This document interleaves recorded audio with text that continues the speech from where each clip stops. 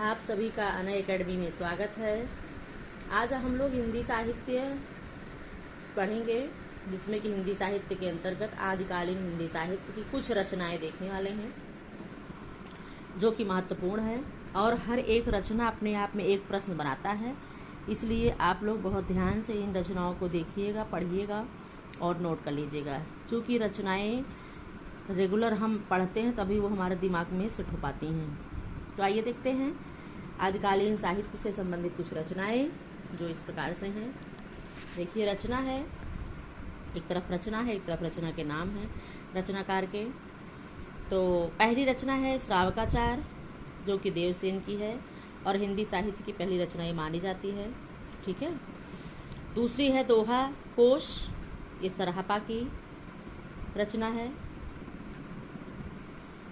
और तीसरी रचना है चर्यापद, जो कि सबरपा की रचना है। चौथी रचना है योगचर्या और अक्षर दिकोपदेश, योगचर्या और अक्षर दिकोपदेश, ये डोम्बिका की रचना है, डोम्बिपा की। पांचवी है भारतेश्वर बाहुबलिरास, ये शालभद्र सूर्य की है, बहुत महत्वपूर्ण है। भारतेश्वर बाहुबलिरास शालभद्र सूर्य की। चंदन वाला रास, ये भी बहुत महत्वपूर्ण है और हमें हर रचना पर महत्वपूर्ण कहने की जरूरत नहीं है, चूँकि हम पहले बता चुके हैं कि हर एक रचना अपने आप में एक प्रश्न बनाता है। तो चंदन वाला रास आसग कवि की है। कभी कभी पूछते हैं चंदन वाला रास रचना किसकी है, आसग ऑप्शन रहेगा 4, तो एक आपको ये मिलेंगे।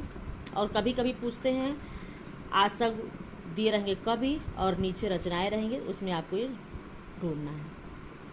अगला है स्थूलभद्र रास, जिनधर्म सूरी की है, स्थूलभद्र रास जिनधर्म सूरी की है।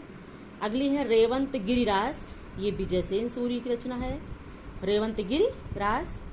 अगला है नेमिनाथ रास, ये सुमितगढ़ की रचना है, नेमिनाथ रास।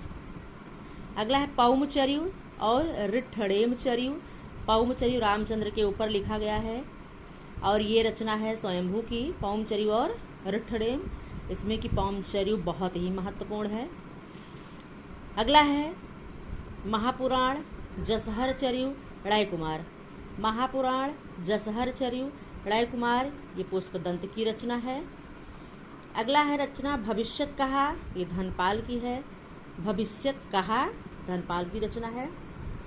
अगला है संदेश राशक, संदेश राशक खंडकाव्य अब्दुल रहमान की रचना है, संदेश राशक अब्दुल रहमान। अगला है उपदेश रसायन रास, जिन दत्त सूरी, इनकी 3 रचनाएं हैं, चरचर्यु, उपदेश रसायन रास, काल स्वरूप कुल कलक। अगला है शब्दानुशासन, ये हेमचंद्र की है, हेमचंद्र को हिंदी क्या कहते हैं प्राकृत का पाणिनि कहा जाता है। इनकी रचनाएं बहुत सारी हैं, जिसमें कि शब्दानुशासन महत्वपूर्ण है। कुमारपाल चरित, कुमारपाल प्रतिबोध है, कुमारपाल प्रतिबोध, ये सोम प्रभु सूरी की है। और कुमारपाल चरित जो हम बता रहे हैं वो हेमचंद्र की रचना है। प्रबंध चिंतामणि, ये जैनाचार्य हैं, मेरुतुंग की है, प्रबंध चिंतामणि बहुत महत्वपूर्ण है। परमार्थ प्रकाश और योगसार, परमात्म प्रकाश योगसार जो इंदु की रचना है। पाहुड़ दोहा, ये राम सिंह की रचना है, पाहुड़ दोहा राम सिंह। राउल बेल, ये रोडा की रचना है, राउल बेल, ये नक्सिक और शिलांकित रचना भी इसे कहा जाता है, ये बहुत महत्वपूर्ण है। इससे संबंधित प्रश्न पूछते हैं कि नक्सिक वर्णन 7 नायिकाओं का किसमें है, ये ही है राउल बेल।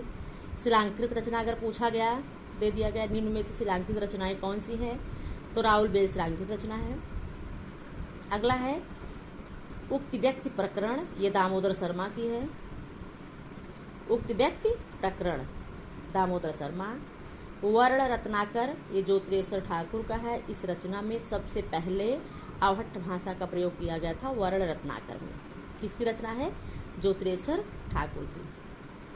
अगला है प्राकृत पेंगलम, प्राकृत पेंगलम, ये लक्ष्मीधर या विद्याधर दो भाई थे, तो प्राकृत पेंगलम जो है लक्ष्मीधर की रचना है। जयचंद्र प्रकाश, ये भट्ट केदार की रचना है। जयचंद्र प्रकाश भट्ट केदार।